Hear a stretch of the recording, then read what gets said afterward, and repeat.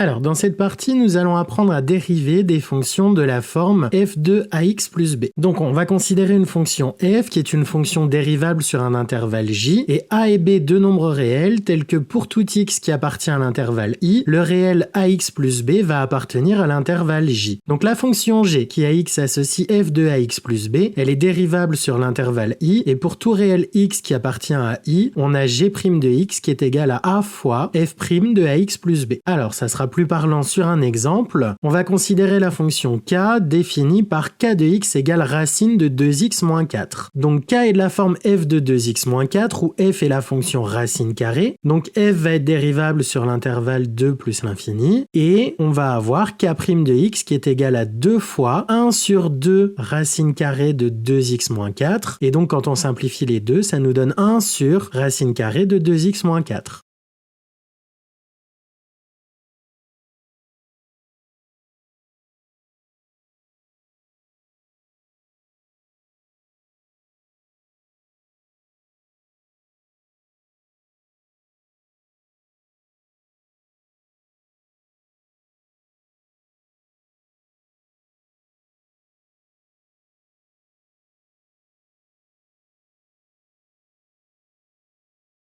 Alors, dans cette partie, on va voir comment dériver des fonctions sinusoïdales. Pour ça, on va considérer a, oméga et phi des nombres réels. Donc, la fonction f qui a t associe a sinus oméga t plus phi. Elle est dérivable sur l'ensemble des nombres réels. Et pour tout réel t, on a f' de t qui est égal à a fois oméga cosinus de oméga t plus phi. Et la fonction g qui a t associe a cosinus oméga t plus phi, elle est dérivable sur l'ensemble des nombres réels. Et pour tout réel t, on a g' de t qui est égal à moins a fois oméga sinus oméga t plus phi. Alors on va voir ça sur un exemple. On va considérer la fonction f définie par f de t égale 3 sinus de 5t plus 8. F est de la forme a sinus oméga t plus phi, donc elle est dérivable sur l'ensemble des nombres réels. Et pour tout réel t, on va avoir f' de t qui est égal à 3 fois 5 cosinus 5t plus 8, ce qui fait 15 cosinus 5t plus 8.